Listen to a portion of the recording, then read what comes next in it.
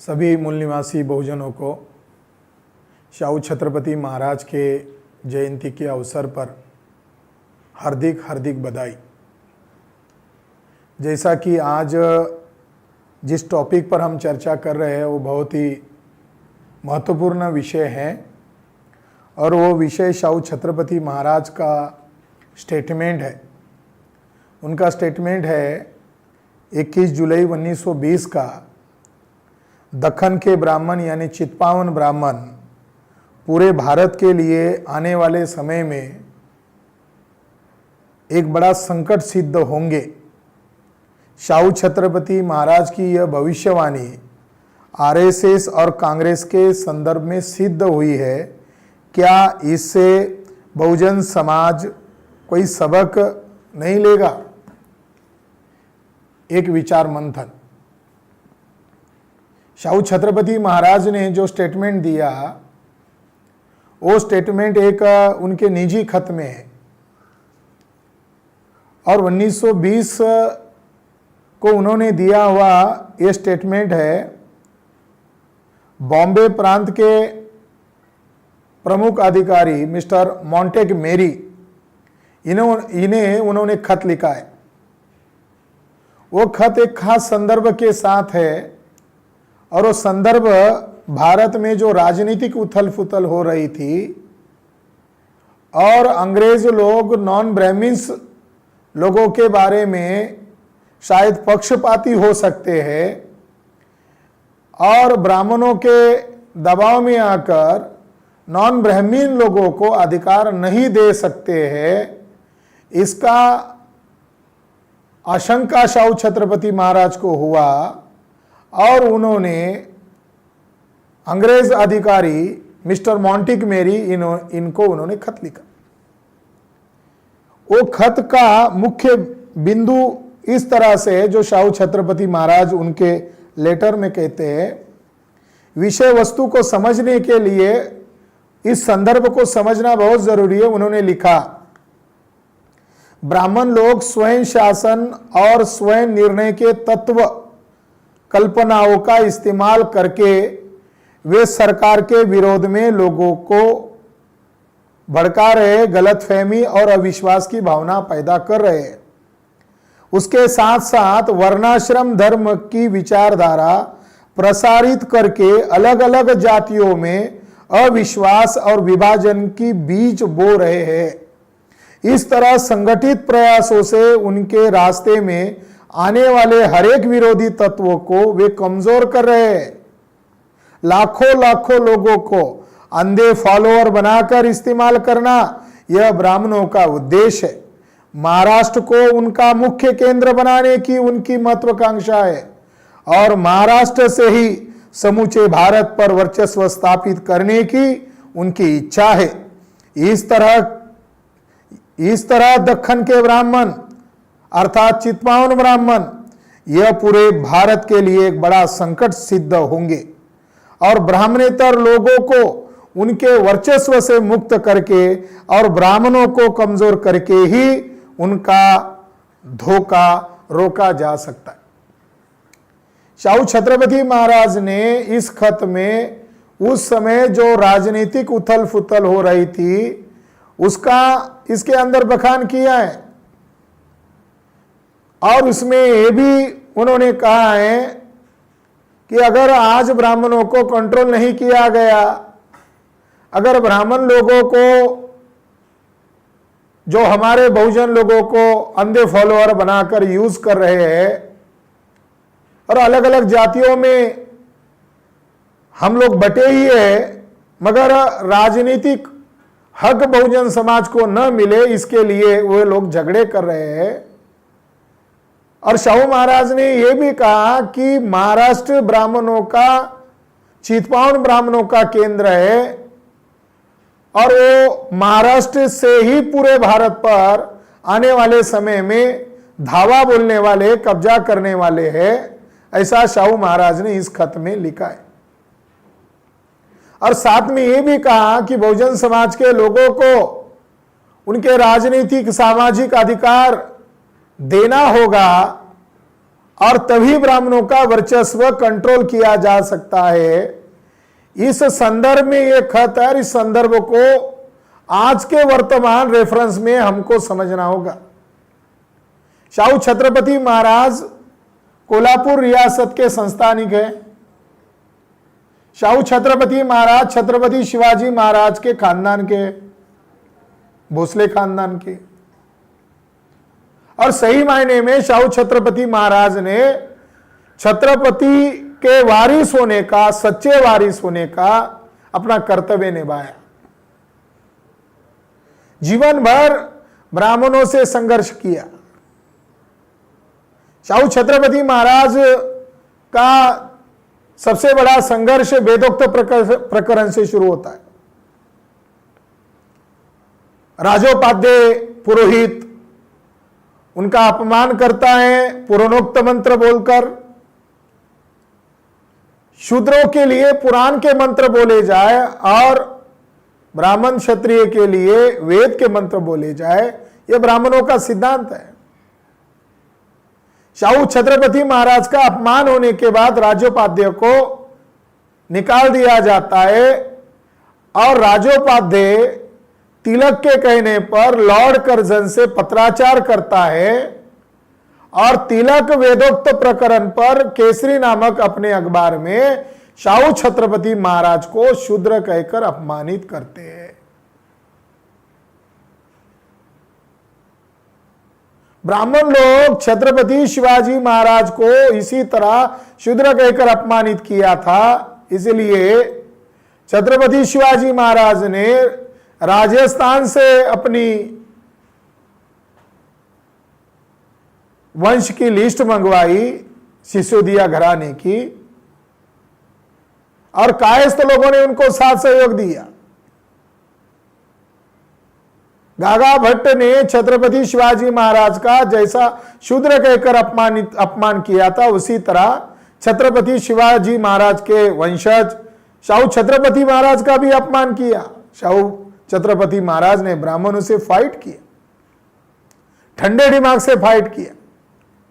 आगे चलकर शाहू छत्रपति महाराज ने राजोपाध्याय, जिसको सालाना 35,000 रुपए मिलता था, उस राजोपाध्याय का वेतन देना बंद किया और उनके पुरखों ने राजोपाध्याय और अन्य ब्राह्मणों को जो जमीनें दी थी उसको वापस ले लिया।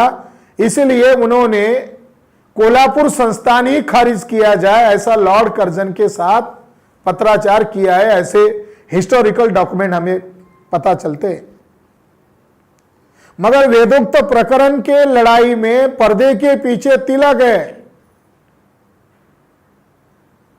जिन लोगों ने शाहू छत्रपति महाराज का जीवन चरित्र लिखा है, वो लोग तिलक के बदमाशियों को छुपाने का काम करते हैं। जैसे कि धनंजय कीर ने भी ये काम किया। यदि फड़के जो ब्राह्मीण हैं, उन्होंने भी शाहू छत्रपति महाराज के ऊपर किताब लिखी और ब्राह्मणों को बचाने का काम किया और तिलक और शाहू महाराज की जबरन दोस्ती दिखाने का काम किया है कि वैसा है नहीं। शाहू छत्रपति महाराज ने वेदोक्त प्रकरण की लड़ाई लड़ने के बाद ब्राह्मण की सबसे बड़ी प्रतिक्रिया आई, और वो यह प्रतिक्रिया आई कि पूना के तिलक के ब्राह्मण के कहने पर कोल्हापुर संस्थान के 3 ब्राह्मण महिलाओं ने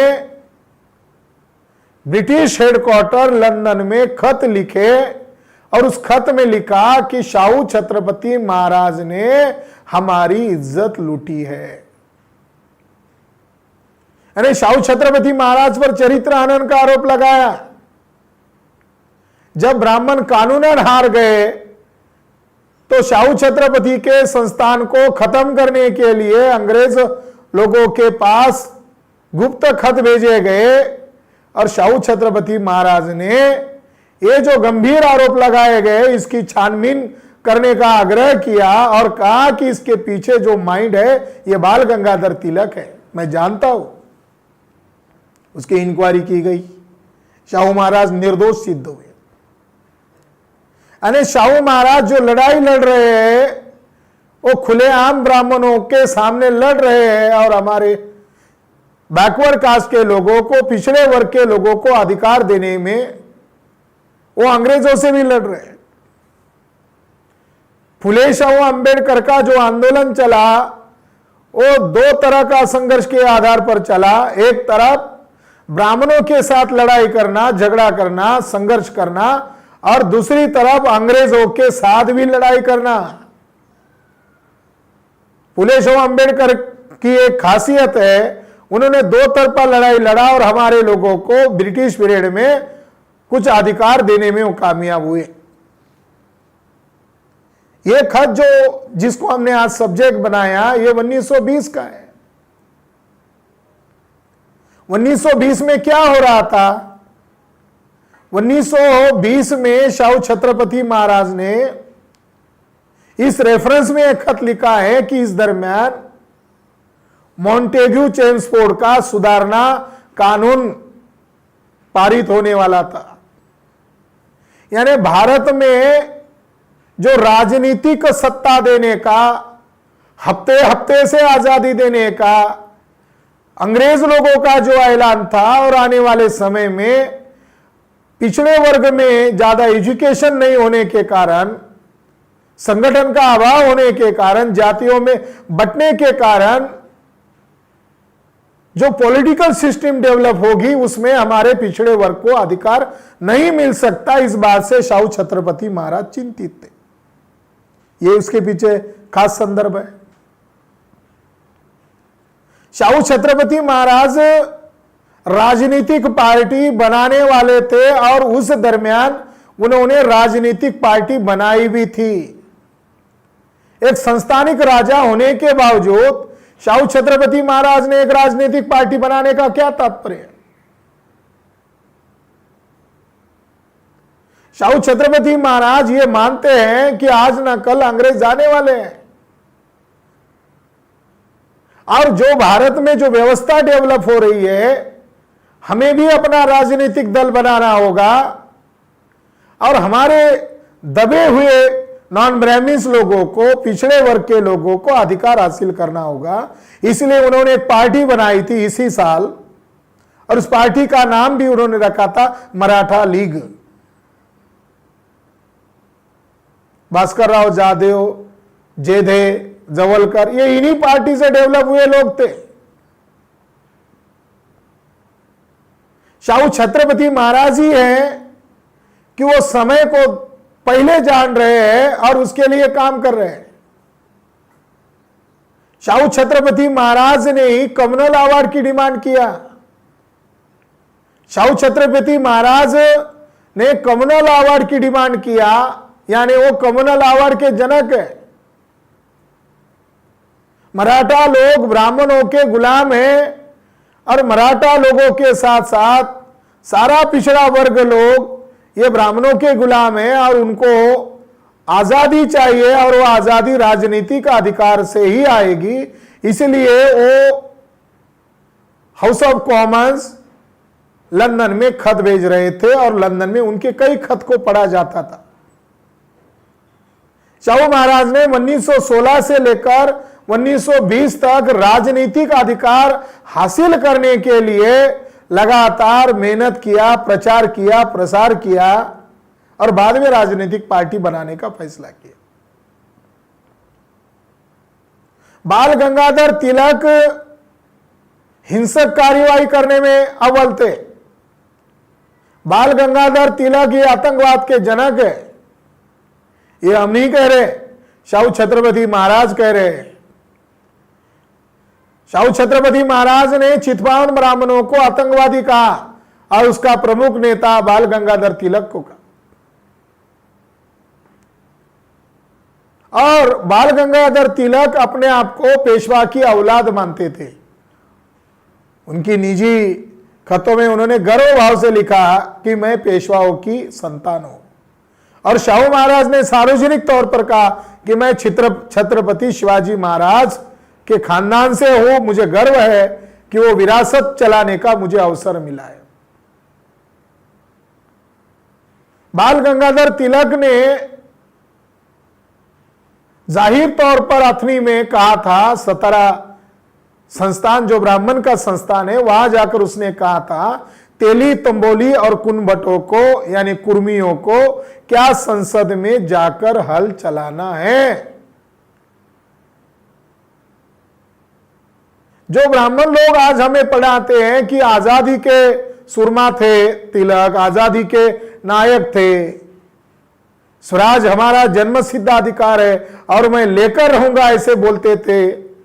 हम पढ़ते हैं, मास्टर पढ़ाते हैं, मगर इसमें यह नहीं पढ़ाया जाता कि बाल गंगाधर तिलक ने हर जातियों का नाम लेकर कहा कि क्या तुम्हें हल चलाना है, नाई को क्या कहा क्या हजामत करनी है, कुर्मियों को कहा क्या हल चलाना है। उसी दरमियान बाल गंगाधर तिलक ने महाराष्ट्र की जो अछूत जातियां हैं, महार और मांग, इन जातियों को क्रिमिनल ट्राइब्स कहा था, क्रिमिनल कहा था। और जब शाहू छत्रपति महाराज ने डॉक्टर बाबा साहब अंबेडकर को लंदन में पढ़ाई के लिए भेजा, तो शाहू छत्रपति महाराज ने बाबा साहब अंबेडकर को एक खत लिखा, और जिस खत में लिखा कि तुम लंदन के धरती पर पैर रखते ही पहला काम यह करना, बाल गंगाधर तिलक के ऊपर मुकदमा लंदन में दर्ज करना। शाहू छत्रपति महाराज ने बाबा साहब अंबेडकर जैसे बैरिस्टर को, नौजवान उभरते हुए नेता को लंदन में जाते ही कहा कि तुम लंदन में जाते ही तिलक के ऊपर मुकदमा दर्ज करो। उसकी दो वजह होगी। नंबर एक, तिलक ने अछूत जातियों को क्रिमिनल कहना, यह पहला वजह होगी। और दूसरी वजह यह होगी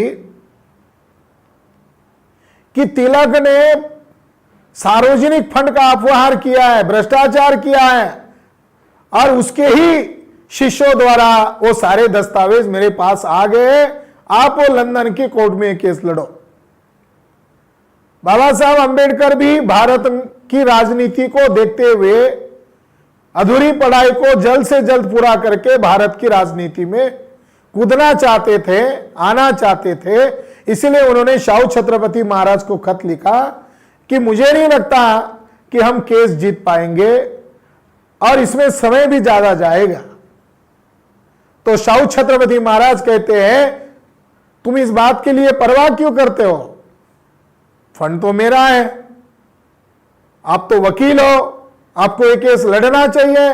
क्यों लड़ना चाहिए? शाहू महाराज ने उस खत में लिखा, इसलिए एक केस को लड़ना चाहिए ताकि आप भारत में आने के पहले पूरी दुनिया और भारत के तमाम लोग जान सके कि तिलक के खिलाफ मुकदमा लड़ने वाला वो कौन नौजवान है।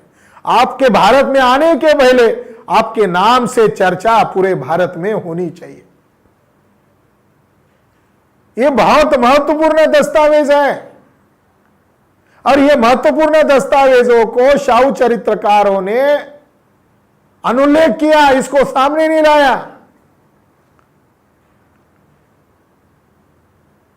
शाहू छत्रपति महाराज और डॉक्टर बाबा साहब अंबेडकर एक ही लाइन पर काम कर रहे थे, और वो लाइन थी महात्मा ज्योतिराव फुले की लाइन। महात्मा ज्योतिराव फुले की लाइन क्या है? महात्मा ज्योतिराव फुले कहते हैं, जब तक अंग्रेज भारत में है तब तक शूद्र अतिशूद्रों को अवसर है, संधि है, जल्दी करो और ब्राह्मणों की गुलामी से आजाद हो जाओ। धनंजय कीर और यदि फड़के ने उनके शाहू चरित्र के किताब में क्या लिखा? उन्होंने लिखा कि शाहू छत्रपति महाराज संस्थानिक थे, खुलकर सामने नहीं आ सकते थे, तो उन्होंने तिलक को चुपके से पैसे दिए, हथियार प्रोवाइड किए, और इस तरह से राष्ट्रीय आंदोलन में हिस्सेदार हुए। गलत। शाहू छत्रपति महाराज ने तिलक को कभी पैसा नहीं दिया, बल्कि चिरोल का जो इंक्वायरी हुआ, उस इंक्वायरी को सारे दस्तावेज देने का काम, मिस्टर चिरोल को देने के सारे रिकॉर्ड देने का काम शाहू छत्रपति महाराज ने किया। और उस आधार पर तिलक को 9 साल का कारावास भी हुआ था। और लंदन में जो चिरल के खिलाफ जीवन के अंत में तिलक ने जो केस दर्ज किया था, वो केस लंदन में हर हालत में हारना चाहिए। इसलिए शाहू छत्रपति महाराज ने अपने संस्थान से कुछ कायस्थ लोगों को और पुणे के कुछ कायस्थ लोगों को, जिनको तिलक की अंदरूनी सारी दस्तावेजें सबूत थे, उनको भेजा था। और साउथ इंडिया के मद्रास प्रांत के डॉक्टर नायर की भी इसके लिए मदद ली थी। शाहू छत्रपति महाराज भी आजादी के आंदोलन के समर्थक नहीं थे। राष्ट्रपिता महात्मा ज्योतिबा फुले भी तथाकथित आजादी के समर्थक नहीं थे, और डॉक्टर बाबा साहब अंबेडकर भी तथाकथित आजादी के समर्थक नहीं थे। क्यों समर्थक नहीं थे? ज्योतिबा फुले ब्राह्मणों को विदेशी कहते थे और खुलेआम कहते थे, ब्राह्मणों का यहां नहीं प्रयोजन, दे दो खदेड़ कर ज्योति कहे। यानी ज्योतिबा फुले कहते हैं, हम ब्राह्मणों के आजादी में क्यों जाए? अरे ब्राह्मणों को ही भारत से खदेड़ दो, वो विदेशी है। जैसे अंग्रेज विदेशी है, वैसे ब्राह्मण भी विदेशी। शाहू छत्रपति महाराज ने 1920 में, जून 1920 में लंदन हेडक्वार्टर के मिस्टर पीस को एक महत्वपूर्ण खत लिखा, और उस खत में शाहू महाराज ने यह बात कही,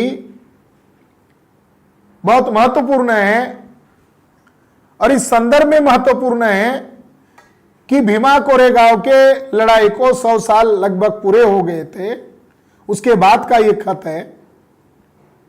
और शाहू छत्रपति महाराज ने नासिक में जो मराठा शिक्षण परिषद लिया था, और उदोजी राव भोसले के याद में वहां एक हॉस्टल का भी निर्माण किया था। उस समारोह के अवसर पर भी इस बात का जिक्र किया था कि हम लोग होम रूल को समर्थन नहीं करते। होम रूल यानी स्वराज्य, आजादी। तिलक द्वारा एक पॉलिटिकल एक्शन कार्यक्रम शुरू किया था, और उसका एनी वेजेंट और कुछ चितपावन ब्राह्मणों को साथ में लेकर उसकी स्थापना किया था, और उसका नाम था होम रूल। होम रूल को कुलकर्णी लोग पैसा प्रोवाइड करते थे, तो शाहू छत्रपति महाराज ने कोल्हापुर संस्थान में होम रूल को हमारे अज्ञानी किसानों के द्वारा पैसा लूटकर होम रूल के आंदोलन को दिया जा रहा है। तो शाहू छत्रपति महाराज ऐसे राजा थे जिन्होंने जो कुलकर्णी पद जो था, रेवेन्यू पद था ब्राह्मणों का, वो रद्द कर दिया था, और उसके बदले में तलाठी पद्धत लाई थी, और बहुजन समाज के तमाम जातियों के बच्चों को उसमें दाखिल किया था। इससे ब्राह्मण बहुत नाराज हुए थे, और कोल्हापुर संस्थान में ब्राह्मणों को पैसा नहीं मिला था, इसलिए भी तिलक और चितपावन ब्राह्मण नाराज थे। मिस्टर पीच को लिखे हुए खत में शाहू छत्रपति महाराज क्या कहते हैं? यह बात इसलिए महत्वपूर्ण है कि शाहू छत्रपति महाराज ब्राह्मणों के आजादी को समर्थन क्यों नहीं दे रहे थे? शाहू छत्रपति महाराज ने उस खत में लिखा, प्रथम महीने में लिखा कि डॉक्टर अंबेडकर ये मेरे अच्छे दोस्त हैं, वे महार जाति में आते हैं और वो अछूत समूह से हैं। बाबा साहब अंबेडकर के जाति का जिक्र करने का खास संदर्भ है। महार लोगों ने, 500 लोगों ने, बहुजन लोगों ने पेशवाओं का राज खत्म किया,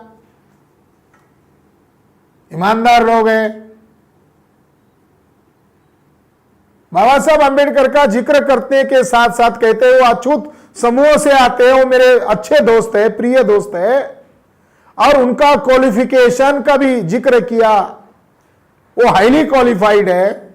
और आगे लिखते हैं कि डॉक्टर अंबेडकर यह हम नॉन ब्राह्मीण लोगों का प्रतिनिधित्व आप लोगों के सामने करने वाले हैं, और आप ब्रिटिश अधिकारियों को यह सिद्ध करवाने वाले हैं हमारी तरफ से कि हम नॉन ब्राह्मण लोग तथाकथित होम रूल के अर्थात स्वराज्य अर्थात आजादी के आंदोलन को क्यों सपोर्ट नहीं करते। अगर हम लोगों ने तिलक के द्वारा चलाए जा रहे आजादी के आंदोलन को समर्थन दिया तो पेशवा ब्राह्मणों का राज फिर से कायम हो जाएगा।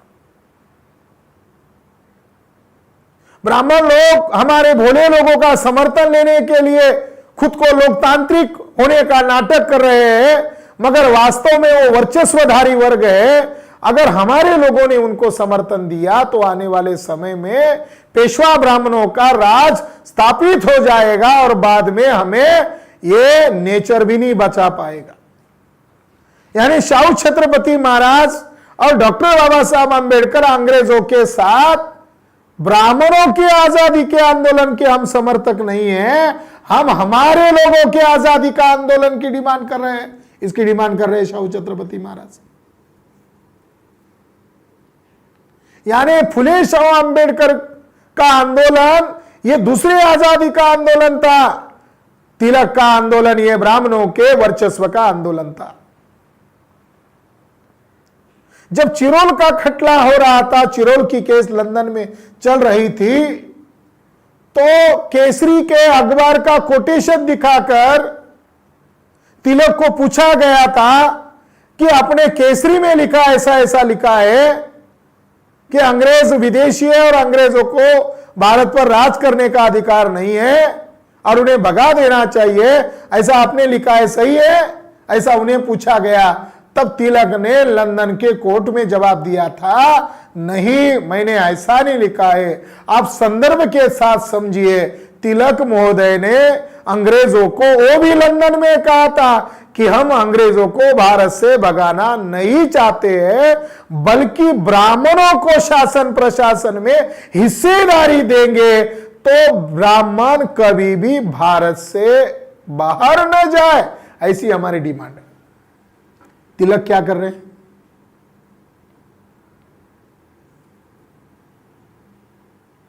उस समय के वाइसराय जो उनका दूसरा गुट है गोखले को कहा था कि कल्पना करो, उस समय के वाइसराय ने उनको कहा था कि कल्पना करो कि अगर हम अंग्रेज लोग भारत को अचानक छोड़कर चले गए तो। नंदा द्वारा लिखी गई गांधी चरित्र में यह बात का जिक्र है। गोखले ने तुरंत जवाब दिया, अगर आप अचानक छोड़ के जाओगे तो हम लगभग अपाहिज हो जाएंगे, आप कुछ ही अंतर पर पहुंच ही नहीं गए होंगे, तब तक हमारे ब्राह्मण लोग आपके पास गिड़गिड़ाते हुए नजर आएंगे और कहेंगे कि आप भारत को मत छोड़ो, भारत पर राज करो। यानी तिलक भी अंग्रेजों को भारत से भगाने के लिए तैयार नहीं है, गोखले भी अंग्रेजों को भारत से भगाने के लिए तैयार नहीं है। तो ब्राह्मणों का आजादी का आंदोलन अंग्रेजों को भगाने का आंदोलन नहीं था, बल्कि अल्पसंख्य ब्राह्मणों का बहुसंख्य भारतीय लोगों पर कब्जा करने का आंदोलन था। शाहू छत्रपति महाराज ही परिस्थिति को जान रहे हैं, ये बैकग्राउंड को समझ रहे हैं और इस संदर्भ को ध्यान में रखकर उन्होंने फैसला लिया कि जल्द से जल्द हमें कोई राजनीतिक पार्टी बनानी होगी। जो अंग्रेजों ने एक्ट बदलना शुरू कर दिया है, 1918 के बाद शाहू छत्रपति महाराज ने अलग अलग जाति समूहों में लीडरशिप तक पैदा करना शुरू कर दिया। आप देखते हो शाहू छत्रपति महाराज ने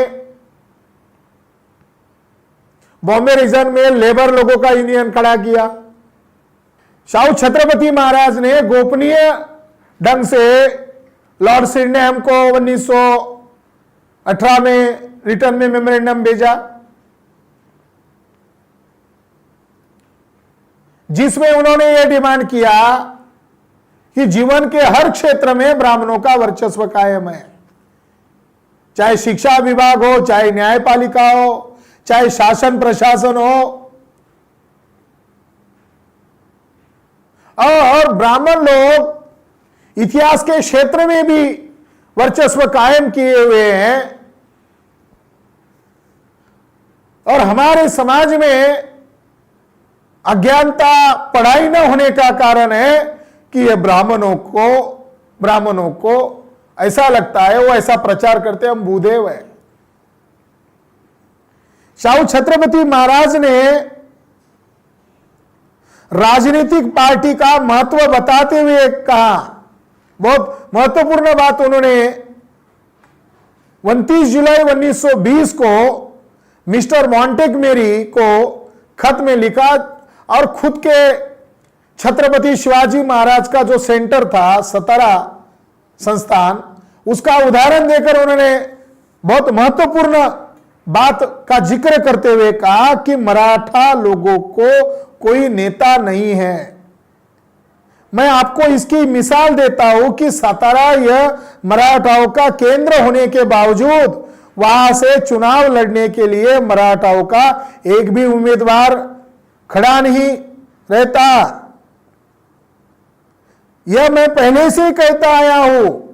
मुझे सतारा जिले की यह जानकारी मिली है कि गरीब अनपढ़ मतदाताओं को एक किसी कोरे कागज पर अंगूठा लगाने को कहा जाता है ब्राह्मणों द्वारा, और उन्हें कहा जाता है कि एक खास उम्मीदवार को वोट देना है और उन्हें वोट देना बंधनकारक होगा, नहीं तो उन्हें अरेस्ट किया जाएगा। शाहू छत्रपति महाराज कहते हैं कि सतारा जो संस्थान है उसकी यह हालत है, तो हमारे मराठाओं की क्या हालत होगी।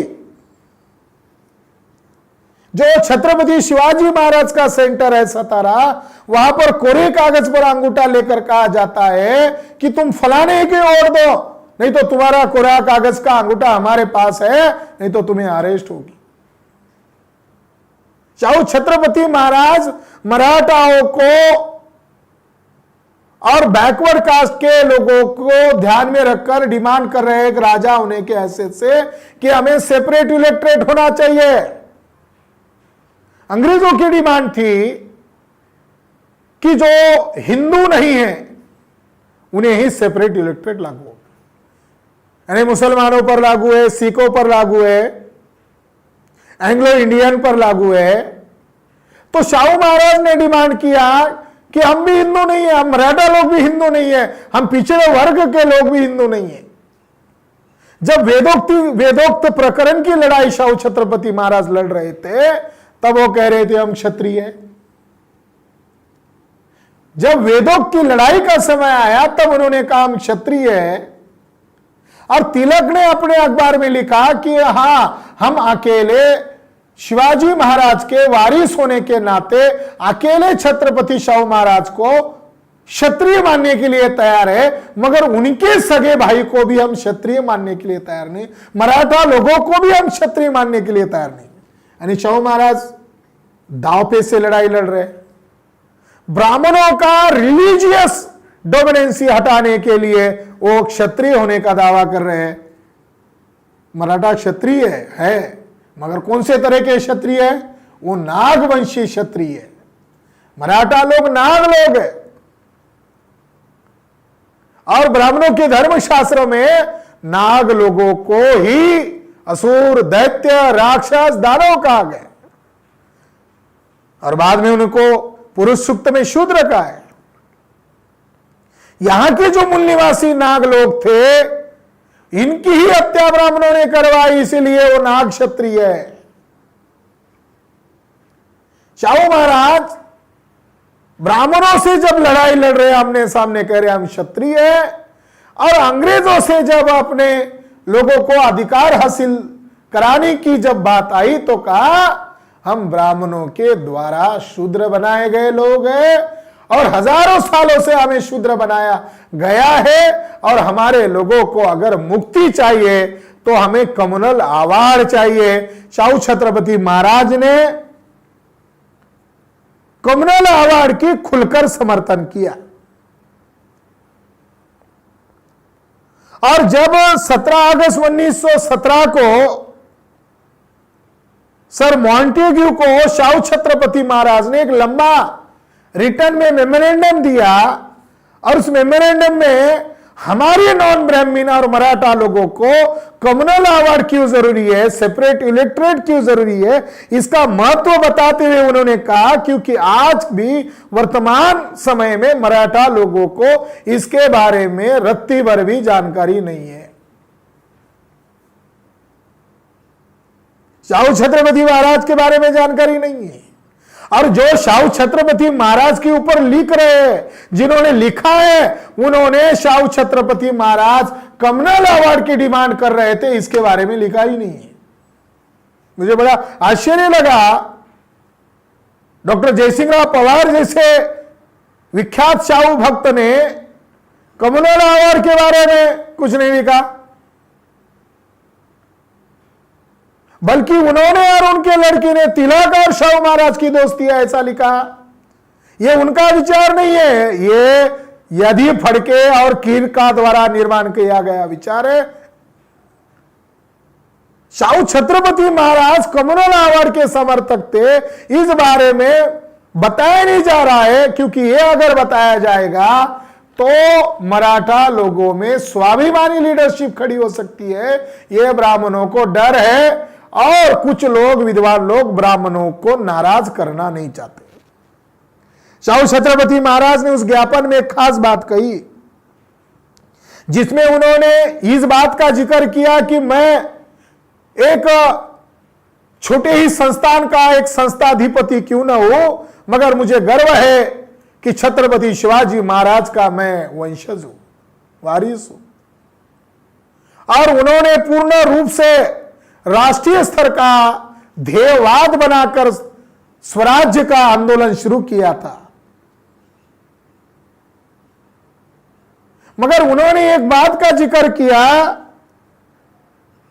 कि राष्ट्रीय स्तर पर मराठाओं ने जब राज स्थापित किया, लेकिन षड्यंत्रकारी पेशवा ब्राह्मणों ने मेरे छत्रपति के वंशजों को कैद में रखकर शिवाजी महाराज के राज्य पर कब्जा कर लिया था। तब से लेकर पिछले 200 सालों से मराठा लोग यह ब्राह्मणों के राजनीतिक वर्चस्व के नीचे दबे हुए हैं। ब्राह्मण खुद को भूदेव कहता है, इसीलिए हमारे लोगों को धार्मिक रूप से उन्होंने जातियों में तोड़ा गया है और ब्राह्मण अपने आप को भूदेव कहता है और हमारे लोगों को अधिकार वंचित करता है। इसलिए मराठा और तमाम बहुजन लोगों को, नॉन ब्राह्मण्स लोगों को पृथक निर्वाचन क्षेत्र या कम्युनल अवार्ड बहुत जरूरी है, इसका उन्होंने डिमांड किया। उन्होंने पहली बात कही कि छत्रपति शिवाजी महाराज के संस्थान को पेशवा ब्राह्मणों ने खत्म किया और हमारे ही राजाओं को कैद में रखा और पिछले 200 साल से हम लोगों को और हमारे लोगों को उन्होंने गुलाम बनाने के लिए हर तरह के षड्यंत्र किए। हमने जब 200 साल पूरे हुए छत्रपति शिवाजी 200 साल पूरे हुए भीमा कोरेगांव के बैटल को, तो उसकी मेमोरी में हमने कार्यक्रम आयोजित किया था और इसके ऊपर रिसर्च की किताब भी लिखी गई। हमने सवाल खड़ा किया था कि अगर छत्रपति संभाजी महाराज और औरंगजेब की लड़ाई हो रही है और धोखे से क्यों ना हो छत्रपति संभाजी महाराज मार दिए जा रहे हैं, तो पूना में, महाराष्ट्र में औरंगजेब का राज आना चाहिए था, क्योंकि संभाजी महाराज को उसने मार डाला। उनका राज आने के बजाय, मुगलों का राज आने के बजाय, औरंगजेब का राज आने के बजाय पेशवा ब्राह्मणों का राज कैसे आया? छत्रपति संभाजी महाराज को पकड़वाकर देने का काम पेशवा ब्राह्मणों ने किया। उनकी हत्या करवाने के मास्टरमाइंड यही पेशवा ब्राह्मण है। और औरंगजेब ने एक पेशवा ब्राह्मण को खत लिखा और खत में लिखा, वो एविडेंस हमारे पास है, पर्शियन भाषा में खत लिखा। खत का मायना यह है, वो कहता है, तुमने तुर्बयत खान को जो कबूल किया है उसके अनुरूप रहना। तुम्हें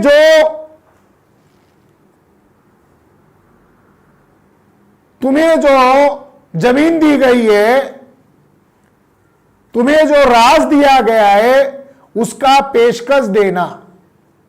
औरंगजेब कह रहा है, पेशवाओं को कह रहा है, छत्रपति शिवाजी महाराज के वारिस को नहीं कह रहा है। तुम्हें जो मुल्क दिया गया है उसकी तुम पेशकश दो, यानी तुम रिस्पॉन्सिबल हो।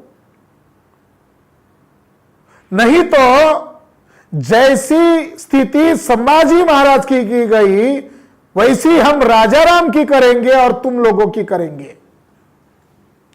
छत्रपति संभाजी महाराज के मारने के बाद पेशवा ब्राह्मण और औरंगजेब का समझौता हो गया था।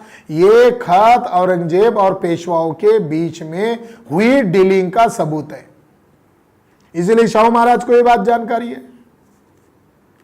शाहू महाराज कहते हैं कि पेशवा ब्राह्मणों के कारण हम लोग राजनीतिक और सामाजिक और धार्मिक रूप से गुलाम बना दिए गए हैं, इसीलिए अगर हमें आजाद होना है तो हमें कम्युनल अवार्ड चाहिए।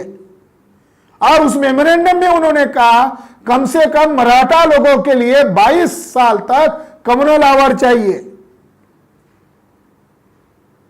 और उन्होंने यह भी तर्क दिया कि मराठा लोगों के कम्युनल अवार्ड का विरोध कोई भी जाति धर्म के लोग नहीं कर रहे, केवल मात्र ब्राह्मण लोग कर रहे हैं। अगर कम्युनल अवार्ड मराठा लोगों को नहीं दिया तो इन अज्ञानी मराठा लोगों का ब्राह्मण लोग इस्तेमाल करेंगे और उनके जरिए से ब्राह्मणवाद मजबूत करेंगे। शाहू महाराज की बात आज भी सही है। उन्होंने दरभंगा के महाराज जो ब्राह्मण महाराज था उसका जिक्र करते हुए कहा कि अगर बिहार के असेंबली में जैसे हमारे नॉन ब्राह्मण्स लोगों के सही प्रतिनिधि नहीं गए थे, तो दरभंगा के ब्राह्मण महाराज ने 10,000 लोगों के अंगूठे लिए अज्ञानी लोगों से, और वहां पर यह आवाज उठाई बिहार प्रांत के असेंबली में कि देखो ये 10,000 हस्ताक्षर हमारे पास हैं कि सभी शूद्र लोगों को शिक्षा नहीं दिया जाए। ये जो विधेयक आप ला रहे हो सभी लोगों को समान शिक्षा देने का, इस बात का विरोध करते हैं। दरभंगा के महाराज का उदाहरण देकर महाराज कहते हैं अगर असेंबली में हमारे प्रतिनिधि नहीं रहे तो दरभंगा के ब्राह्मण राजा ने हमारे अज्ञानी लोगों को दबाया और वहां असेंबली में हमारे प्रतिनिधि नहीं होने के कारण हमारी आवाज दब गई। शाहू महाराज इस बात को भी कहते हैं कि हमें काम के लड़ने वाले काउंसिल में प्रतिनिधि चाहिए, हाउस में प्रतिनिधि चाहिए, नामधारी नहीं चाहिए, नॉमिनेटेड नहीं चाहिए।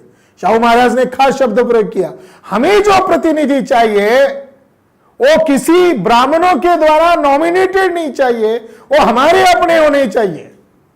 महाराज ने कम्युनल अवार्ड का महत्व समझाते हुए कहा था यही बात बाबा साहब अंबेडकर उठाते हैं, जिंदगी भर पुनः करार का विरोध करते हुए यही बात उनके दिमाग में। शाहू महाराज ने भी यही बात कहा। उन्होंने कहा इस तरह से नामधारी नेतृत्व या जातीय प्रतिनिधित्व का विकल्प नहीं हो सकता, क्योंकि नामधारी नेतृत्व या शक्तिशाली ब्राह्मणी ब्यूरोक्रेसी का हाथ का खिलौना बनेगा। ऐसा नेतृत्व उसके समाज का ख्याल करेगा ही नहीं जिसे उन्होंने चुनकर दिया ही नहीं हो। फिर भी सरकार का नामधारी व्यक्ति के तौर पर वह समाज की वकालत करेगा, लेकिन वह दिल से नहीं करेगा। शाहू छत्रपति महाराज की बात का संदर्भ है कि शाहू छत्रपति महाराज थोपे हुए नेता, थोपे हुए मंत्री, थोपे हुए प्रतिनिधि असेंबली में नहीं जाने चाहिए, इसकी डिमांड कर रहे थे। जब महाराष्ट्र आजाद हुआ, जब भारत आजाद हुआ और महाराष्ट्र भी आजाद हुआ और महाराष्ट्र में प्रथम मुख्यमंत्री यशवंतराव चौहान को बनाया गया, तो तरुण भारत के संपादक ने एक लेख लिखा। जैसे ही महाराष्ट्र का प्रथम मुख्यमंत्री एक मराठा हुए यशवंतराव चौहान, तो तरुण भारत के संपादक ने अग्रलेख लिखा, संपादकीय लिखा और उसका शीर्षक था यह राज्य मराठी का होगा या मराठाओं का होगा?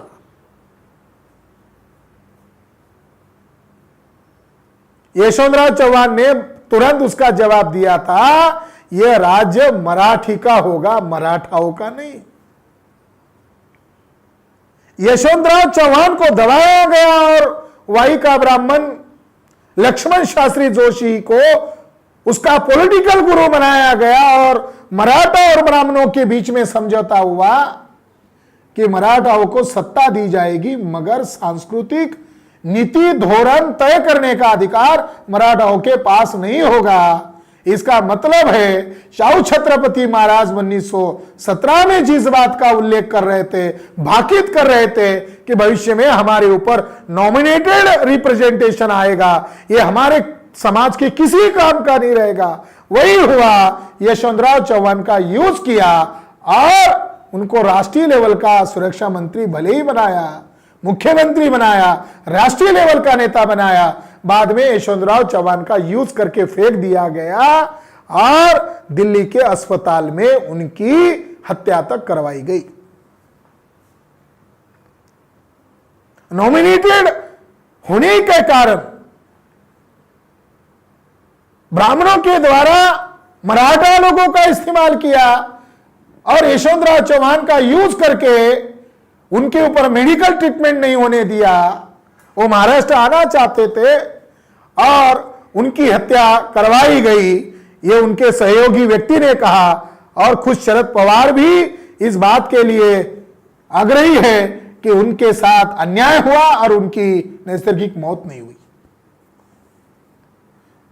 शाहू छत्रपति महाराज मराठा और नॉन ब्राह्मण लोगों को पॉलिटिकल अधिकार देने के संदर्भ में कह रहे हैं कि हमें राजनीतिक अधिकार चाहिए। अगर हमें राजनीतिक अधिकार दक्कन के ब्राह्मण, चितपावन ब्राह्मण अधिकार नहीं देंगे तो आने वाले समय में ये ब्राह्मण लोग पूरे भारत पर, महाराष्ट्र पर तो कब्जा करेंगे, मगर समूचे भारत पर कब्जा करेंगे।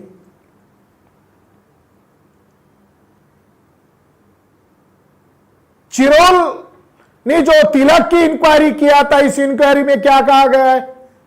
शाहू छत्रपति महाराज ने एक डोंगरे नामक व्यक्ति के द्वारा उसको 2000 रुपए देकर चिरोल का दोनों वॉल्यूम मराठी में अनुवादित किया था। उस चिरोल की रिपोर्ट में, दोनों रिपोर्ट में इस बात का तथ्य है कि शाहू महाराज के परिवार को उनकी लड़की के शादी के मौके पर बाल गंगाधर तिलक मारना चाहते थे, ऐसा प्लान उन्होंने किया था। शाहू महाराज हवा में थोड़ी कह रहे कि ये ब्राह्मण खतरा बनने वाले। शाहू छत्रपति महाराज और उनके पॉलिटिकल जो एडवाइजर है मिस्टर फ्रेजर, इनको और उनकी लड़की को बम के द्वारा उड़ाने का, उनकी हत्या करने की साजिश रची गई थी। खास बात, शाहू छत्रपति महाराज को मारने में ब्राह्मण लोग कामयाब नहीं हुए, उसकी इंक्वायरी की गई, चिरोल में उस बात का जिक्र है। भारत में जो पहला फसाद हुआ, वो फसाद भी बाल गंगाधर तिलक के द्वारा किया गया 1891 में। जब तक महात्मा राष्ट्रपिता ज्योतिराव फुले जिंदा थे, महाराष्ट्र में धार्मिक लेवल का फसाद नहीं हुआ। यानी सत्य शोधक समाज का नेतृत्व इतना मजबूत था कि बहुजन समाज में एकता थी और ब्राह्मण लोग इस एकता को तोड़ नहीं पाए। जैसे ही महात्मा राष्ट्रपिता ज्योतिबा फुले का निधन होता है, तुरंत 1 साल बाद बॉम्बे में पहली फसाद हिंदू मुसलमान के नाम पर की जाती है। उसकी भी इंक्वायरी चिरोल के इंक्वायरी में आ गई और सबूत और तथ्य के आधार पर कहा गया कि तिलक ने धार्मिक उन्माद बनाया, मस्जिदों के सामने बैंड बजाया, बाजा बजाया, जिससे धार्मिक उन्माद को आधार बनाकर हिंदू मुसलमान की बॉम्बे में पहली फसाद हुई। दूसरी फसाद पुणे के अंदर करवाने की योजना बनाई सन 1897 में, जब पुणे में प्लेग आया था। केसरी में फसाद को माहौल बनाने के लिए लेख लिखे गए। यह बात का भी जिक्र किया गया कि अंग्रेज अफसर लोग जो गाय के चमड़े से बने हुए जूते वो डायरेक्ट ब्राह्मणों के घर के अंदर घुसते हैं। यानी धार्मिक आधार बनाकर तिलक ने पुणे के अंदर भी फसाद की, उसकी इंक्वायरी भी की गई चिरोल खटले में, चिरोल के इंक्वायरी रिपोर्ट में। अरे शाहू महाराज को मारने का प्लान, पुणे और बॉम्बे में फसाद करवाने का प्लान, और उसके अंदर बंगाल में भी फसाद करवाने के लिए तिलक का बंगाल में बार बार जाना, और बंगाल के अंदर जो असंतोष पैदा हुआ, इसकी जनक भी पुणे के कोकणस्थ ब्राह्मण बाल गंगाधर तिलक है, ये इंक्वायरी में सामने आया। और चिरोल ने कहा कि सारी समस्या की जड़ बाल गंगाधर तिलक है। तो एक लाइन में उन्होंने लिखा, तिलक असंतोष के जनक है। गाली है, पाठ्यक्रम में बताता है तिलक असंतोष के जनक है, बैकग्राउंड क्यों नहीं बताते? कोकणस्थ ब्राह्मण लोगों ने शाहू छत्रपति महाराज के संस्थान में भी एक टेररिस्ट ग्रुप बनाया था शिवाजी क्लब के नाम से, और 1903 में उसकी इंक्वायरी शाहू छत्रपति महाराज ने करवाई और उनको पकड़ाया गया। और कोल्हापुर के अंदर दामू जोशी नामक एक टेररिस्ट था और सबूत के आधार पर उसको पकड़ाया गया था, मगर ब्राह्मण अधिकारियों ने उसको बाद में रातों रात भगाया और वो बहुत सालों तक चुप कर रहा, क्योंकि शाहू महाराज कुछ कानून से बंधे हुए थे। उनको मारने की पूर्ण रूप से योजना तिलक दामू जोशी के द्वारा करना चाहते थे। महाराष्ट्र के परली में भी उनका एक टेररिस्ट ग्रुप था जो निजाम के स्टेट में आता है। पुणे उनका एक सेंटर था और कोल्हापुर को सेंटर बनाना चाहते थे, मगर शाहू छत्रपति महाराज उसको बनने नहीं दे रहे।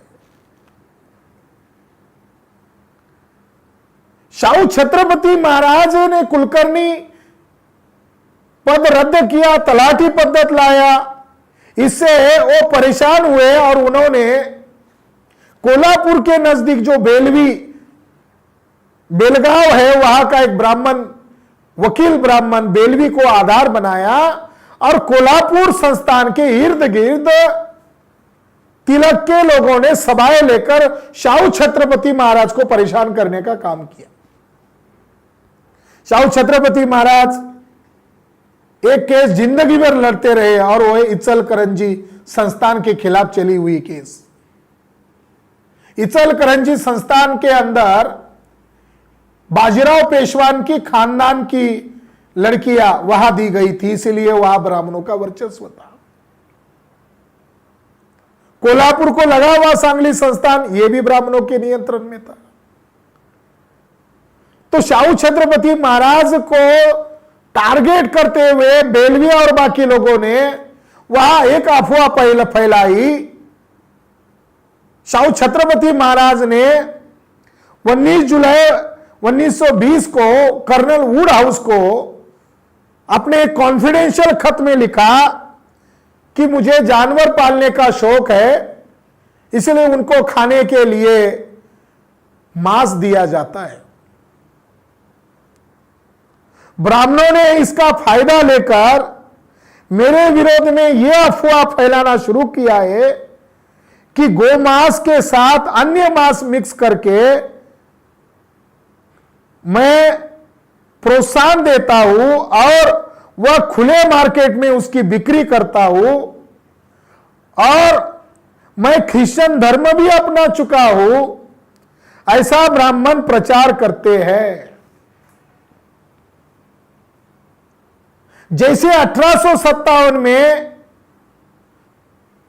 कारतूस के अंदर सुअर की और गाय की चर्बी है, ऐसी अफवाह ब्राह्मणों ने फैलाई थी। उसी तर्ज पर यहां भी कोल्हापुर में गोमांस की झूठी अफवाहें ब्राह्मणों ने फैलाना शुरू कर दिया है, ऐसा वुड हाउस के खत में शाहू छत्रपति महाराज कहते हैं। यानी शाहू छत्रपति महाराज शूद्रातिशूद्रों को अधिकार दे रहे, कुलकर्णी पद रद्द कर रहे, शाहू छत्रपति महाराज अपने संस्थान में शिक्षा सख्ती से कर रहे, शाहू छत्रपति महाराज ब्राह्मणों को छोड़कर सभी नॉन ब्राह्मण लोगों को, शूद्रातिशूद्रों को रिजर्वेशन दे रहे, महिलाओं को अधिकार दे रहे, स्कूल खोल रहे, फॉरेन में भेज रहे। तो शाहू महाराज के खिलाफ ब्राह्मणों ने यह अफवाह फैलाना शुरू किया कि शाहू छत्रपति महाराज गाय का मांस मिक्स करके वो मार्केट में बेचते हैं, ऐसे अफवाह फैलाना शुरू किया। इससे आप अंदाजा बना सकते हो कि उनके ऊपर कितना बड़ा षड्यंत्र किया जा रहा था।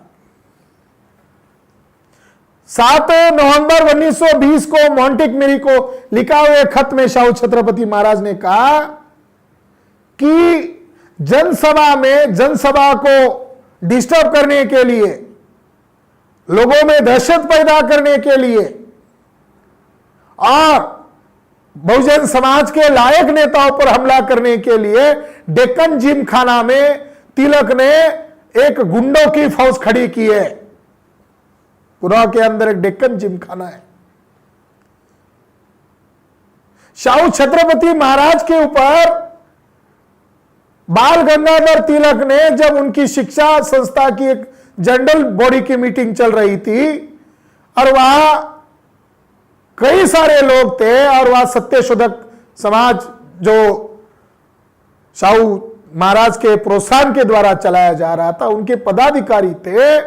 तो शाहू छत्रपति महाराज के सभा में कुछ गुंडे यही डेक्कन जिमखाना के अंदर तैयार किए गए किराए के टट्टू गुंडों को भेजा और शाहू छत्रपति महाराज पर जानलेवा हमला करने की भी साजिश रची गई, जिसमें मोरे नामक एक किराए से गुंडा लाया था और शाहू छत्रपति महाराज की सभा के अंदर पथराव किया था। यानी वहां भी तिलक के द्वारा साजिश की गई थी। सत्यशोधक समाज के लोग परेशान हुए। जब तिलक की पुणे के अंदर सभा शुरू हुई तो सत्यशोधक लोगों ने तिलक के ऊपर अंडे की वर्षा की और तिलक को उसी सभा से भागना पड़ा था। लड़ाई हो रही है। जैसे डॉक्टर बाबा साहब अंबेडकर के जीवन में गांधी विलन है और डॉक्टर बाबा साहब अंबेडकर नायक है, उसी तरह शाहू छत्रपति महाराज नायक है और बाल गंगाधर तिलक खलनायक है और गांधी भी खलनायक है। शाहू छत्रपति महाराज को मारने का अलग अलग तरीके से प्लान किया गया, यही चित्पावन ब्राह्मणों ने किया। इन्हीं चित्पावन ब्राह्मणों ने शाहू छत्रपति महाराज के खिलाफ आपत्तिजनक बयान दिए, शाहू छत्रपति महाराज का चरित्रहनन किया, किराए से ब्राह्मण औरतों को झूठी खत लिखने को कहा। इतना ही नहीं, शाहू छत्रपति महाराज के खिलाफ बेलवी नामक जो बेलगांव का ब्राह्मण था, उसने एक स्टेटमेंट दिया और वो अखबारों में छापा और अंग्रेजों को शाहू महाराज बार बार कह रहे ऐसे अखबारों पर आप प्रेस एक्ट के तहत कार्रवाई क्यों नहीं करते हो। उसने कहा कि कोल्हापुर संस्थान में एक भी ब्राह्मणों की औरत की इज्जत सुरक्षित नहीं है। यानी शाहू छत्रपति महाराज के खिलाफ हर तरह के षड्यंत्र किए जा रहे हैं और अंग्रेज लोग भी ब्राह्मणों की नीति को तोड़ नहीं रहे हैं। अंग्रेजों के धोरणों में चेंज हुआ है। 1857 का गदर विफल होने के बाद अंग्रेजों की नीति थी कि हम धार्मिक मुद्दों में हस्तक्षेप नहीं करेंगे। शाहू छत्रपति महाराज के गुप्त खत को डिस्क्लोज किया जा रहा था। एक खत शाहू छत्रपति महाराज का डिस्क्लोज हुआ है और यह खत जो है गांधी जी के संदर्भ में और गांधी जी का उदय हो चुका था, जिसमें गांधी जी के संदर्भ में शाहू छत्रपति महाराज कहते हैं कि ये हवा में तैरने वाला नेता है, जमीन पर चलने वाला नहीं है, ये बनिया है और ये ऊंट पर बैठकर भेड़ बकरियां चारने वाला नेता है और आम लोगों को भ्रमित करने वाला है, उसके तत्व सही नहीं है। जैसे शाहू छत्रपति महाराज तिलक के खिलाफ थे, उसी तरह गांधी के भी खिलाफ थे। शाहू चरित्रकारों ने शाहू चरित्र में तिलक की भी स्तुति की और गांधी की भी स्तुति की। बड़ा आश्चर्यजनक बात है। शाहू छत्रपति महाराज तिलक के भी खिलाफ है, गांधी के भी खिलाफ है। और उनकी कुछ जो खत है वो डिस्क्लोज हो रहे थे, यानी ब्रिटिश गवर्नमेंट के अंदर कुछ ऐसे लोग थे जो ब्राह्मणों के साथ लगे हुए थे और ब्राह्मणों को खुश करने के लिए उनके निजी जो खत थे उसको डिस्क्लोज किया जा रहा था। इससे भी शाहू महाराज परेशान हो गए थे। शाहू छत्रपति महाराज को बदनाम करने की और एक तरीका ब्राह्मणों ने अपनाया। इन्हीं दक्खन के ब्राह्मणों ने उनकी लड़की को बदनाम किया गया, उनकी बहू को बदनाम किया गया, शाहू छत्रपति महाराज को बदनाम किया, उनका चरित्र हनन किया गया, शाहू छत्रपति महाराज की महारानी को बदनाम किया गया। अरे ब्राह्मण लोगों ने हर तरीके से उनको परेशान करने की योजना बनाई थी, इसीलिए शाहू छत्रपति महाराज की वो बात भी नहीं सुन रहे थे कि ऐसे अखबारों पर पाबंदी लाया जाए। जब वो मान नहीं रहे थे तो शाहू छत्रपति महाराज ने नॉन ब्राह्मण्स लोगों के अंदर अखबार शुरू किए थे और वो अखबार फिर उसका जवाब देने का काम शुरू हुआ था। उसी के तहत शाहू छत्रपति महाराज ने बाबा साहब अंबेडकर को मूक नायक नामक अखबार शुरू करने के लिए भी खुलकर सहयोग दिया था। साथियों, शाहू छत्रपति महाराज को मारने का षड्यंत्र किया, उनकी बदनामी करने का षड्यंत्र किया, तो शाहू छत्रपति महाराज ने उस समय जो भाकित किया था उसमें और एक भाकित है कि तिलक ही आतंकवाद के जनक है और तिलक ही भारत में बम लाया। शाहू छत्रपति महाराज ने यह आरोप लगाया कि तिलक ने भारत में बम लाया है। जब उन्होंने ऐसा कहा था तो अंग्रेज लोग उनके ऊपर हंस रहे थे, मगर जब इंक्वायरी की गई तो तिलक के घर में ही बम पाया गया था और तिलक दोषी पाए गए थे। यानी सेनापति बापट, विदा सावरकर, बालाराव सावरकर, इन लोगों को पेरिस, लंदन, रशिया, इन जगहों पर टेररिस्ट ग्रुप के साथ ट्रेनिंग के लिए तिलक ने भेजा था। जैक्सन और रैंड की हत्या इन सावरकर बंधुओं ने किया था, सापेकर बंधुओं ने किया था। सावरकर बंधुओं का भी इस हत्या में हाथ था। जैक्सन की इसीलिए हत्या की गई थी कि जैक्सन जो कलेक्टर थे ये शाहू छत्रपति महाराज के भाई के नजदीकी थे। अगर उनकी हत्या की जाती है तो इसका स्वाभाविक इल्जाम शाहू महाराज पर आना चाहिए। यह गुप्त योजना तिलक के कंपू की थी। शाहू छत्रपति महाराज ने इन चितपावन ब्राह्मणों को कहा यह आतंकवादी लोगों का गिरोह है। उन्होंने आगे कहा कि ये मेरी हत्या कब कर सकते हैं, जब मैं गाड़ी चला रहा हूंगा। शाहू महाराज जब बॉम्बे जाते थे खुद गाड़ी चलाते थे। वो अपनी सुरक्षा के संदर्भ में इतने सतर्क थे, खुद गाड़ी चलाते थे। वो कहते जब मैं गाड़ी चला रहा हूंगा तब ये मेरी हत्या कर सकते, या लोगों को अफवाह फैलाकर झुंड के साथ मेरे ऊपर हमला कर सकते। आखिर में शाहू छत्रपति महाराज की तिलक के ग्रुप की और गांधी के ग्रुप की एक्सपोज करने का और फ्यूचर राजनीतिक प्लान की घोषणा करने के लिए पुणे जिले के अंदर बारामती में जहां शरद पवार रहते बारामती के अंदर सत्यशोधक समाज की एक परिषद का आयोजन किया था और अंग्रेजों की खुफिया एजेंसी ने अंग्रेज अधिकारियों को जानकारी दिया था कि शाहू छत्रपति महाराज को बारामती न भेजा जाए, क्योंकि उनकी हत्या करने की पूर्ण रूप से प्लान किया गया है। अंग्रेजों का जैसा खुफिया एजेंसी था, शाहू छत्रपति महाराज के भी खुफिया लोग थे। उनके द्वारा भी शाहू छत्रपति महाराज को यह जानकारी मिली कि शाहू महाराज के जान को खतरा है, और शाहू महाराज को अंग्रेजों ने वहां जाने से रोका। एक दिन मुझे प्रवीण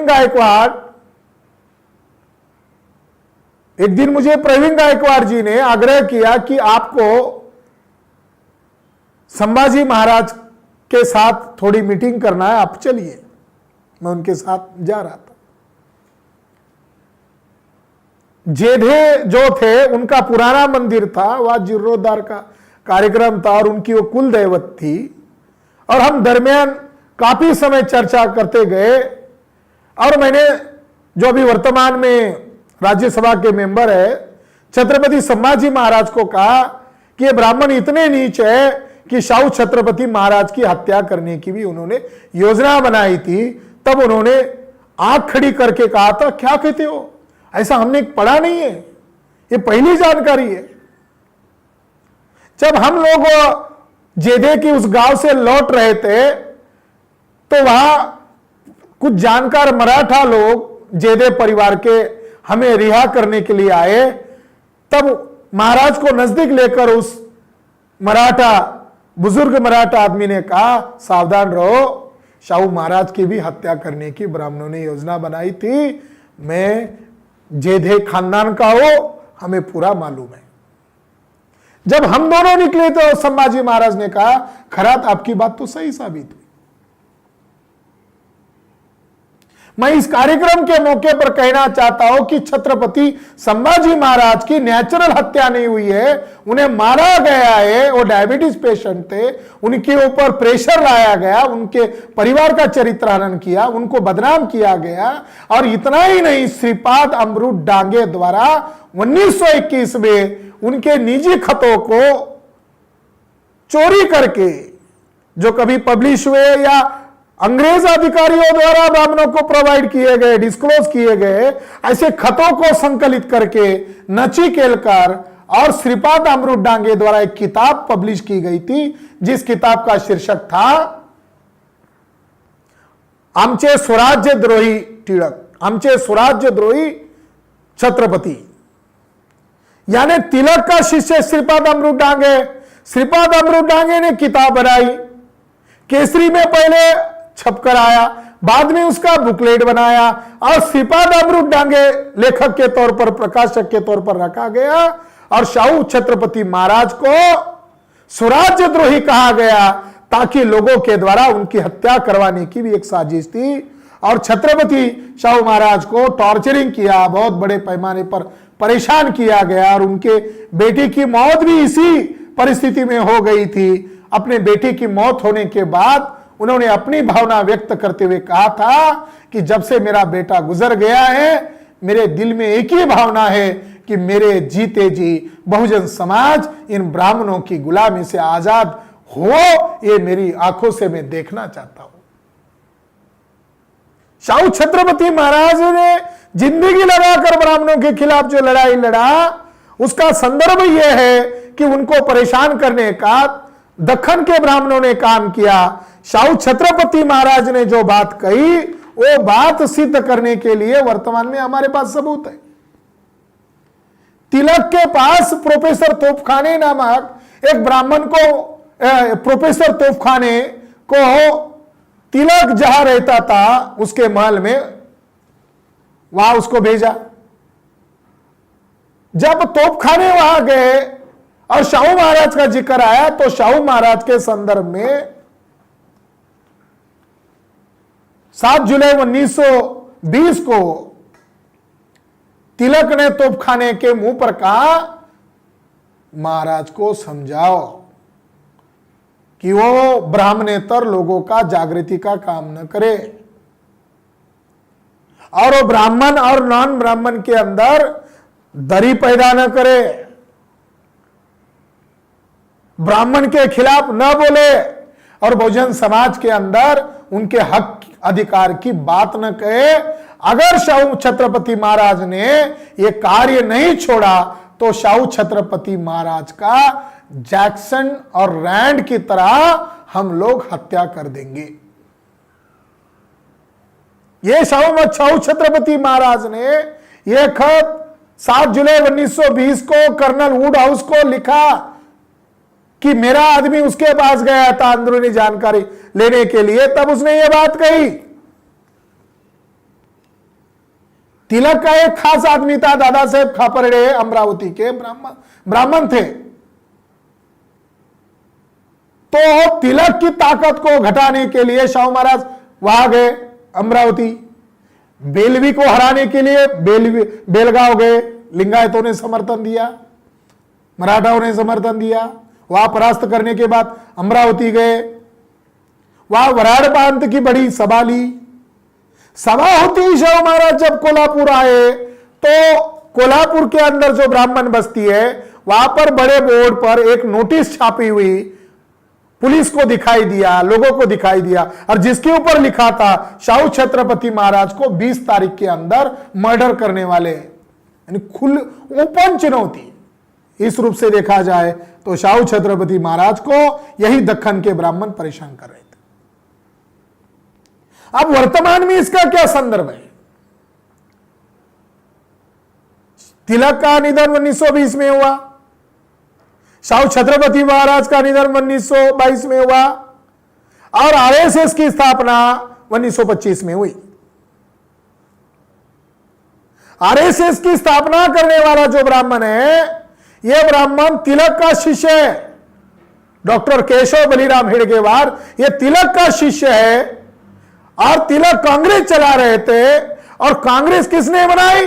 कांग्रेस भी चित्पावन ब्राह्मणों ने बनाई है। रानड़े, गोखले, तिलक और बंगाल के ब्राह्मण चैटर्जी, बैनर्जी, मुखर्जी, ये ब्राह्मण है। बंगाल के ब्राह्मण और पूना के चित्पावन ब्राह्मण, इन्होंने मिलकर कांग्रेस बनाई। और कांग्रेस का तिलक का जो गुट है जहालवादी, उस जहालवादी गुट का हिंसक कार्रवाई में शामिल होने वाला डॉक्टर केशव बलिराम हेडगेवार, इसने 1925 में आरएसएस बनाई। यानी कांग्रेस का, विदर्भ कांग्रेस कमेटी का जनरल सेक्रेटरी होने के बावजूद उसने कांग्रेस के अधिनियम स्वयंसेवक की विंग बनाई। और जब नमक का सत्याग्रह था तब यही आरएसएस के लोग चड्डी पहनकर उस सत्याग्रह में शामिल थे। कांग्रेस अलग नहीं है, आरएसएस अलग नहीं है। कांग्रेस की स्थापना करने वाले चित्पावन ब्राह्मण और आरएसएस की स्थापना करने वाले चित्पावन ब्राह्मण आज पूर्ण रूप से देश की सारी लोकतांत्रिक संस्थाओं पर हावी हो गए हैं। शाहू छत्रपति महाराज ने जो भाकित किया था वो आज 200% सही सिद्ध हुआ, और इसके तथ्य और सबूत हमारे पास है। तथ्य और सबूत नंबर 1, हिंसा ही ब्राह्मणों के वर्चस्व का मूल कारण है।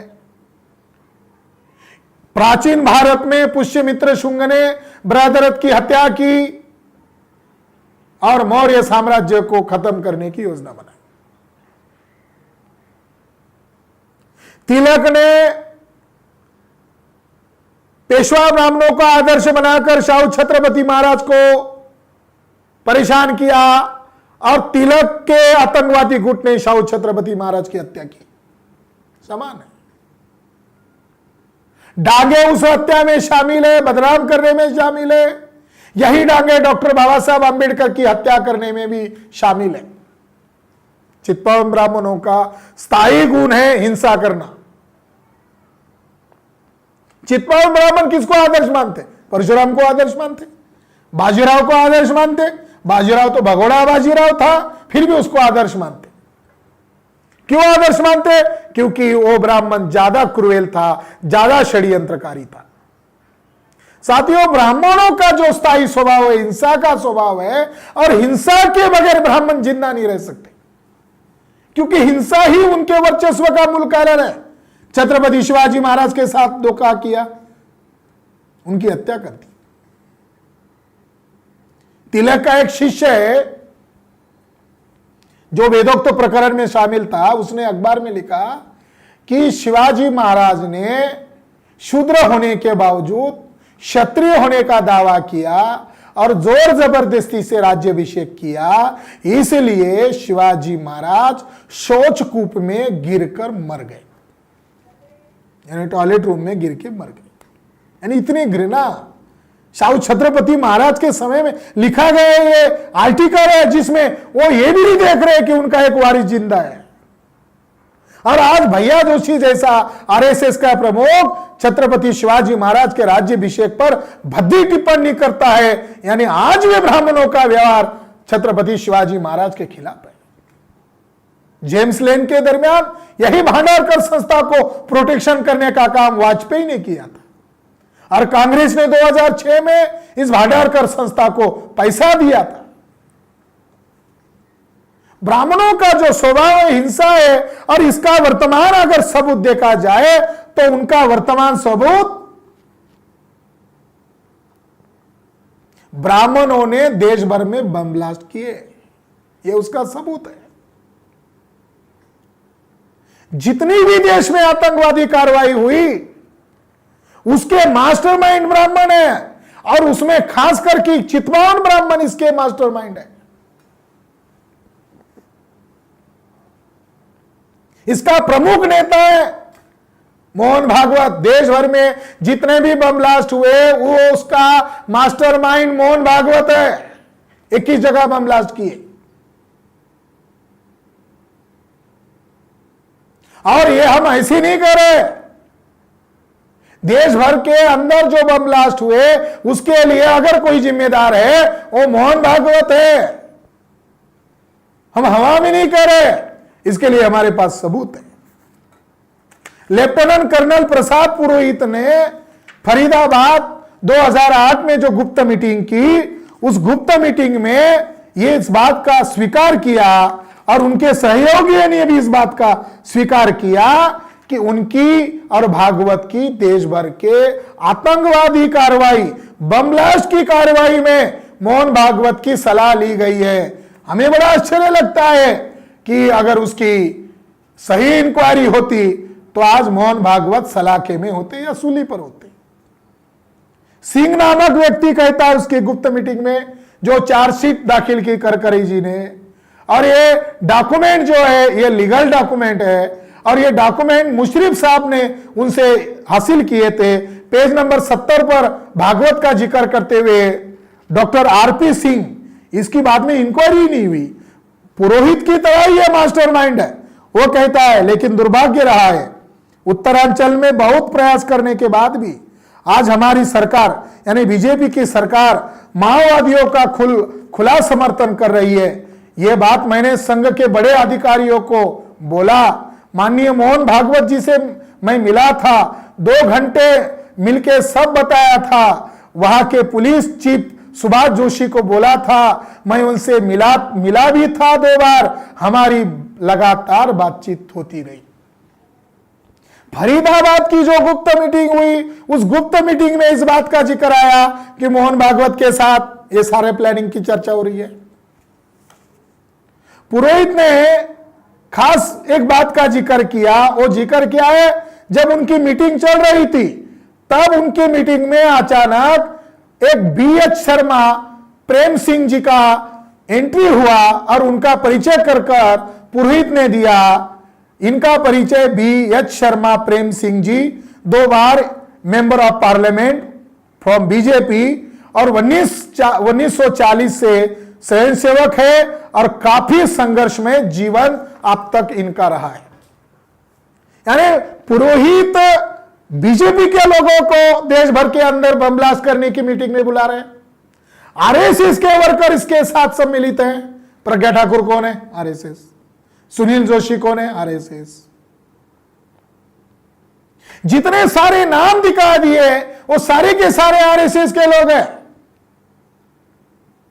चितपावन ब्राह्मण लोगों ने देश पर कब्जा किया है और उन चितमौन ब्राह्मण लोगों ने देश पर कब्जा करके एक बड़ी साजिश देश में रची है। इसका मैं एविडेंस देना चाहता हूं। वो एविडेंस क्या है? वो एविडेंस है कि फरीदाबाद की मीटिंग में लेफ्टिनेंट कर्नल प्रसाद पुरोहित ने एक स्टेटमेंट दिया, जहरीला स्टेटमेंट दिया। वो कहता है, we will fight this constitution, we will fight this nation because this nation is not ours. Purohit कह रहे हैं हम ब्राह्मण लोग भारत के नहीं है, इसलिए हमें भारतीय लोगों के साथ विद्रोह करना होगा और भारत के संविधान के साथ द्रोह करना होगा। यह राष्ट्रद्रोह का कार्य लेफ्टिनेंट कर्नल प्रसाद पुरोहित ने किया। चितपावन ब्राह्मण है।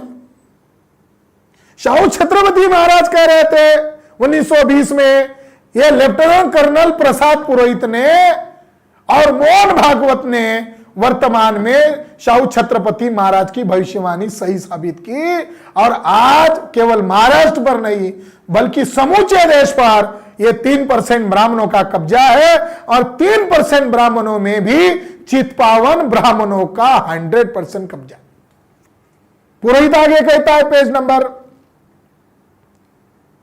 64 पर, we have to constitution, we have to fight for our independence. Purohit उस मीटिंग में कह रहा है कि हमें हमारा नया संविधान चाहिए और यही हमारा नए आजादी का आंदोलन है। लॉकडाउन के पहले 60 पन्ने की एक नई कॉन्स्टिट्यूशन की पीडीएफ कॉपी घूम रही थी। बाद में संघ को स्पष्टीकरण देना पड़ा, वो हमारी नहीं। साइबर क्राइम है, असली गुनहगार को पकड़ सकते थे, आरएसएस ने ही वो बनाई है। जब तक आरोपी नहीं पकड़ा जाता वो संविधान को बदलने की पूरी प्लानिंग कर रहे, नहीं कर चुके। पुरोहित ने 69 पेज पर का जो कोर्ट में दर्ज किया चार्जशीट मैन्यूस्क्रिप्ट के अंदर पेज नंबर 69 में कहा, नॉकिंग डाउन एक ही तरीका है, यह संविधान को मानना ही नहीं है। और पेज नंबर 72 पर यही पुरोहित कहता है, this constitution is not applicable to us, will not acceptable to us, another constitution will come into place, then Hindu राष्ट्र is established। पुरोहित खुलेआम कह रहा है कि हम लोग ब्राह्मण विदेशी है, हमें संविधान को मानना नहीं है। और दूसरा, वो हिंदू राष्ट्र की स्थापना कब होगी? वो कहता है जब तक भारत का वर्तमान संविधान रहेगा हिंदू राष्ट्र कामयाब नहीं होगा। जब तक भारत के संविधान को डिस्ट्रॉय नहीं करते तब तक भारत में हिंदू राष्ट्र की स्थापना नहीं होगी। उस डिस्कशन में दूसरा सदस्य उसको कहता है, अगर मान लो यह संविधान रद्द हो गया तो हमारा भविष्य का कौन सा संविधान रहेगा? तो वो कहता है हमें चिंता करने की जरूरत नहीं है, हमारे पास 14 स्मृतियां है, श्रुति स्मृतियां है, सबको इकट्ठा करके लागू करेंगे, नहीं तो हमारे पास आदर्श मनुस्मृति है, उसको लागू करेंगे। और आखिर में पुरोहित कहता है वैदिक धर्म के अनुसार ही राष्ट्र चलेगा, इसे ही हम हिंदू राष्ट्र कहते हैं। यानी ब्राह्मण लोग समाज में हिंदू राष्ट्र की जो व्याख्या कर रहे हैं और गुप्त रूप से जो व्याख्या कर रहे हैं, वर्णाश्रम धर्म के अनुसार नया संविधान बनाया जाएगा, उसके अनुसार राष्ट्र का संचालन होगा, इस पर प्लान कर रहे हैं। साथियों, शाहू छत्रपति महाराज का एक स्टेटमेंट को वर्तमान रूप से अगर देखा जाए तो सबूत और तथ्य सामने आ जाते हैं। ब्राह्मण लोग हिंसा के कार्रवाई पर क्यों आ गए? उसका पहला कारण है, नंबर 1, 21 मई 2001 को ब्राह्मण विदेशी है ऐसा डॉक्टर माइकल बामशात के द्वारा डीएनए रिसर्च से साबित हो गया। ब्राह्मणों में हड़कंप मच गई।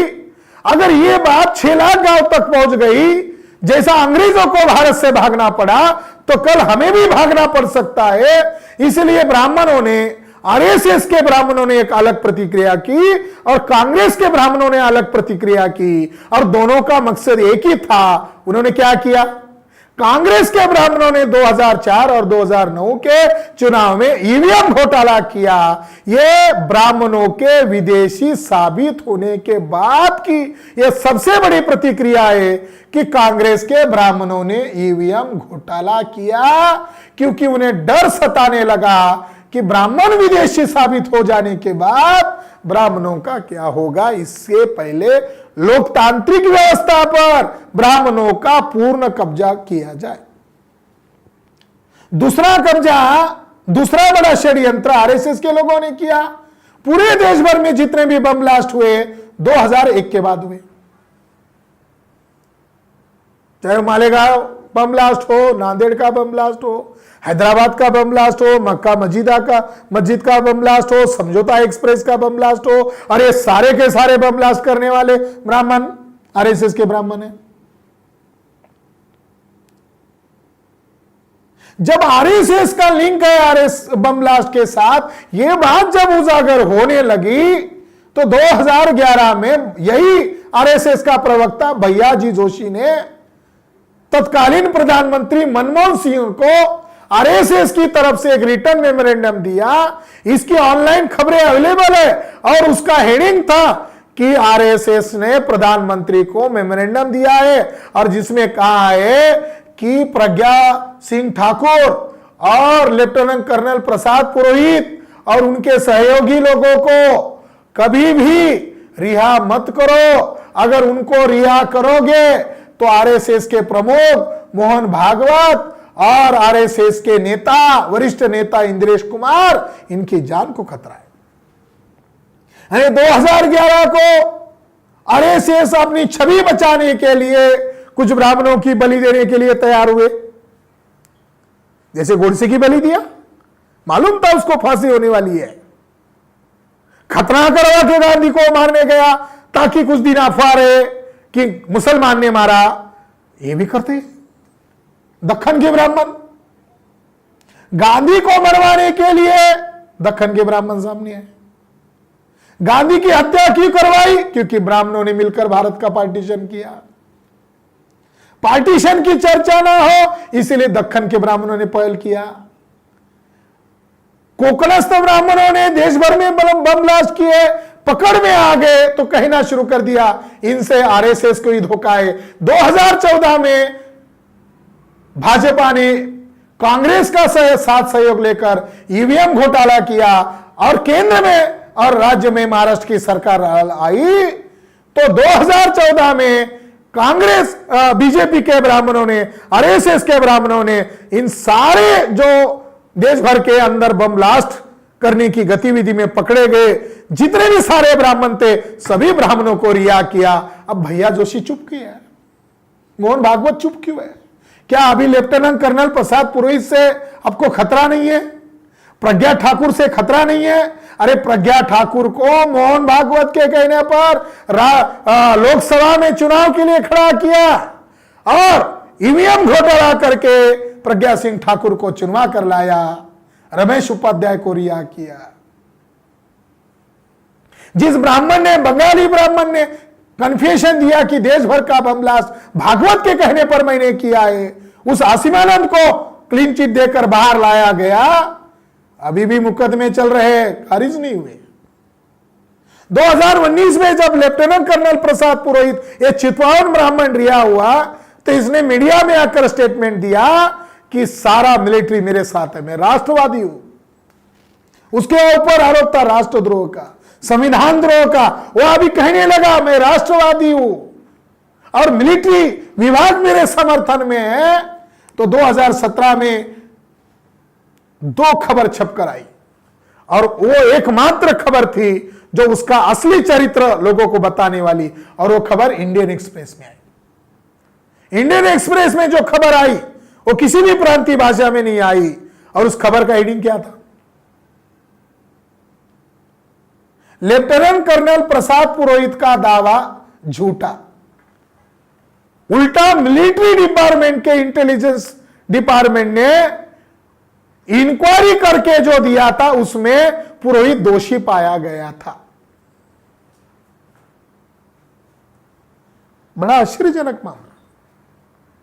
एक मिलिट्री विभाग स्वतंत्र विभाग है, शासन व्यवस्था में बीजेपी है, न्यायपालिका में ब्राह्मण लोग बैठे हुए हैं, जो ईवीएम घोटाले से चुनकर गए लोग हैं, उन्होंने न्यायपालिका का मिसयूज किया और लेफ्टिनेंट कर्नल प्रसाद पुरोहित और अन्य साथियों को फायर किया। प्रज्ञा ठाकुर कैसे चुनाव लड़ी, जिसके ऊपर अभी भी केसेस चल रहे हैं? वो एमपी कैसे बनी? ईवीएम घोटाले से बनी, न्यायपालिका को मैनेज करने से बनी। मिलिट्री विभाग ने 2017 में बीजेपी के कार्यकाल में डिस्क्लोज किया कि जब इसकी इंक्वायरी चल रही थी, इसमें हमें यह आतंकवादी गतिविधियों में पाया गया। उस रिपोर्ट में, मिलिट्री इंटेलिजेंस रिपोर्ट में इस बात का भी जिक्र है, उस खबर के मुताबिक, कि मुसलमान लोग रहते कैसे, मुसलमान लोगों की धार्मिक रीति रिवाज है क्या, यह जानने के लिए पुरोहित ने अरबी और उर्दू लैंग्वेज सीखने के लिए एडमिशन तक लिया था। जब एटीएस ने उसकी बीवी अपर्णा पुरोहित की जब इंक्वायरी की, तब उसने भी यह कबूल किया था, हां वो आतंकवादी गतिविधियों में सम्मिलित है, वो इस्लाम के खिलाफ बोलता है, मुसलमान के खिलाफ बोलता है। मैंने उसको कहा था कि तुम ऐसी गतिविधियों में सम्मिलित मत होना। उस रिपोर्ट, वो जो बहुत महत्वपूर्ण जानकारी थी, वो जानकारी भारतीय मीडिया ने हाइड कर दी। 2 दिन के बाद और एक खबर आ गई। उस खबर में कहा गया कि lieutenant colonel Prasad Purohit military का प्रमुख होने के बावजूद उसने कई सारे हथियार ब्लैक में बेच दिए, और ये बहुत सारे रिकॉर्ड, उसके नाम पर बंदूकें हैं, उसके नाम पर गाड़ियां हैं, उसके नाम पर कई सारे मोबाइल है, और उसने सिम कार्ड तक चेंज किए। और जब उसकी इंक्वायरी शुरू हो गई तो उसने अधिकारियों को अभी ब्लैकमेल किया। ये तथ्य के आधार पर, मिलिट्री इंटेलिजेंस के रिपोर्ट के आधार पर वो दोषी है। कैसे कह सकता है तुम राष्ट्रवादी हो? ब्राह्मण राष्ट्रवादी नहीं है, ब्राह्मण राष्ट्र विरोधी है।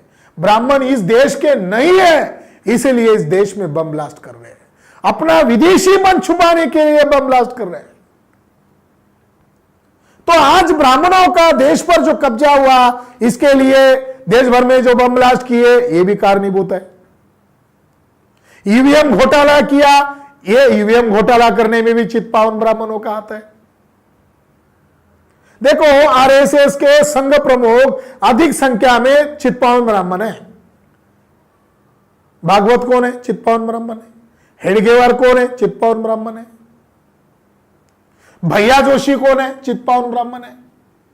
आरएसएस की जो सेंट्रल बॉडी है, वो सारे कोकनस्थ ब्राह्मणों की भरी पड़ी है। बीजेपी का भी प्रमुख लीड किसको दिया जाएगा? चित्पावन ब्राह्मणों को दिया जाएगा। गडकरी कौन है? फडणवीस कौन है? यानी देश भर के ब्राह्मणों पर भी चित्पावन ब्राह्मणों का यकीन नहीं है। क्षत्रियों को खुश करने के लिए राजनाथ सिंह और योगी आदित्यनाथ को रखा है। चित्पावन ब्राह्मणों का महाराष्ट्र और पूरे देश पर कब्जा हो गया है। 1 जनवरी 2018 को जब भीमा कोरेगांव के लड़ाई को 200 साल पूरे हुए, यही चित्पावन ब्राह्मण था देवेंद्र फडणवीस। उसने 2 चित्पावन ब्राह्मणों की मदद ली, जिसमें मिलिंद एकबोटे और मनोहर भिड़े थे। इन 3 बदमाश चित्पावन ब्राह्मणों ने 200 साल के उपलक्ष्य में फसाद करवाया। चित्पावन ब्राह्मण है, और आज भी तीनों ब्राह्मण बाहर है। फडणवीस जेल में होना चाहिए था, एकबोटे और भिड़े को फांसी होना चाहिए था, मगर आज भी बाहर है। यानी चित्पावन ब्राह्मणों का नियंत्रण हो गया है, जुडिशरी पर ब्राह्मणों का नियंत्रण हो गया है, मीडिया पर ब्राह्मणों का नियंत्रण हो गया है, सारी सिस्टम पर ब्राह्मणों का नियंत्रण हो गया है। इसलिए वो गुनाह भी करते हैं तो उन्हें सजा नहीं हो रही है। इसलिए शाहू महाराज का वक्तव्य वर्तमान रूप में प्रासंगिक है। और अंत में यही बात कहना चाहता हूं कि जो चितमान ब्राह्मणों ने हिंसा के द्वारा देश पर कब्जा किया है, तो आज वर्तमान में भी एक हिंसा की तैयारी कर रहे हैं। इस पर हम MNTV को रिक्वेस्ट भी करेंगे कि इस पर एक अलग से सीरीज चलाए, ताकि मूल निवासी बहुजनों को जागृति हो। वो वर्तमान में भारत के 2 टुकड़े करने के तैयारी में है। यानी इन चितमान ब्राह्मणों का भारत पर वर्चस्व, अनियंत्रित वर्चस्व होने के कारण ईवीएम के माध्यम से घोटाला करके उनके पास जो नाजायज तरीके की सत्ता आई है, वो नाजायज सत्ता का दुरुपयोग करते हुए वो भविष्य में भारत के टुकड़े करने के तैयारी में है। और दक्षिण भारत 70% एरिया को उन्होंने नाम दिया ASI, और नॉर्थ भारत को उन्होंने नाम दिया ANI, north ancestral Indians, south ancestral Indians. अब उन्होंने गड़बड़ कर दिया। रीच डेविड नामक जो व्यक्ति आए थे, एक्सपर्ट DNA साइंटिस्ट, उन्होंने 2009 को थंगराज और सिंह को कहा कि ब्राह्मणों के लिए आप एक टर्म का इस्तेमाल करो, वेस्ट यूरेशियन। वो भारत के है ही नहीं। तो उन्होंने कहा, अरे तुम पागल हो गए क्या? तुम भारत में फसाद करना चाहते हो? ये राजनीतिक कोई हथकंडा है। हमें ब्राह्मण को भारत का ही वासी कहना चाहिए, विदेशी नहीं कहना चाहिए। रिच डेविड ने कहा, DNA ने प्रूव कर दिया ब्राह्मण विदेशी है। जब उन्होंने कहा इनको वेस्ट यूरेशियन कहा जाए, तो दूसरे दिन और मीटिंग हुई, इसमें उन्होंने ANI और ASI का सजेशन किया। और अभी हाल ही में जो 2 DNA रिपोर्ट आए, उसमें भी ये टर्म इस्तेमाल की। और ब्राह्मण इसी आधार पर कह रहे हैं, नहीं नहीं हम बाहर से नहीं आए, हम यहां से बाहर गए थे और बाहर से हम ईसा पूर्व 2000 में आए। आपको जाने का समय मालूम नहीं, आपको आने का है, इसीलिए हमसे समझ लो। ब्राह्मण अभी भारत छोड़ने के तैयारी में नहीं है। वो DNA साइंस उनके खिलाफ होने के बावजूद अपने को भारत का कह रहा है और मूल निवासी कह रहा है और भारत के टुकड़े करने की तैयारी में है। तो ब्राह्मण हिंसक स्वभाव के हैं, ये DNA ने भी प्रूव कर दिया। वो आतंकवादी है, आक्रांता है, असभ्य है। उन्होंने किसी सभ्यता का निर्माण नहीं किया। बड़े बड़े सभ्यता हमारे लोगों ने निर्माण किया, कल्चर का निर्माण हमारे लोगों ने किया। वो मूल निवासी बहुजनों को अपाहिज, बेरोजगार, भुखमरी के कगार पर लाकर मार रहा है। सारी लोकतांत्रिक संस्थाओं को खत्म कर रहा है, प्राइवेटाइजेशन कर रहा है, जुडिशरी का मिसयूज कर रहे हैं, सारी मीडिया को गोदी मीडिया के नाम पर यूज कर रहे हैं। RSS और भाजपा के लोग इस देश के लिए संकट साबित हुए हैं। और ये भविष्यवाणी शाहू छत्रपति महाराज की आज 200% सही साबित हुई है। इसलिए आज शाहू छत्रपति महाराज के जयंती के अवसर पर सारे मूल निवासी बहुजन समाज को आगाह करते हैं कि उन्होंने की हुई भविष्यवाणी को अगर आज आप नहीं समझे तो आपकी आने वाली पीढ़ी को कोई बचा नहीं सकता। भारत को इन विदेशी ब्राह्मणों से आजाद करना होगा। 3% ब्राह्मण है, ये गांव का सरपंच नहीं चुन सकते। सारी लोकतांत्रिक व्यवस्था पर इन्होंने कब्जा कैसे किया? हिंसा ही है। इसलिए बाबा साहब अंबेडकर की बात मुझे याद आती है और उनकी बात को दोहराकर मेरी बात को मैं खत्म करूंगा। बाबा साहब अंबेडकर कहते हैं कि देश के ब्राह्मण डेंजर होते, खतरनाक होते, मगर पुणे के ब्राह्मण ज्यादा बदमाश होते, ज्यादा डेंजर होते। क्यों?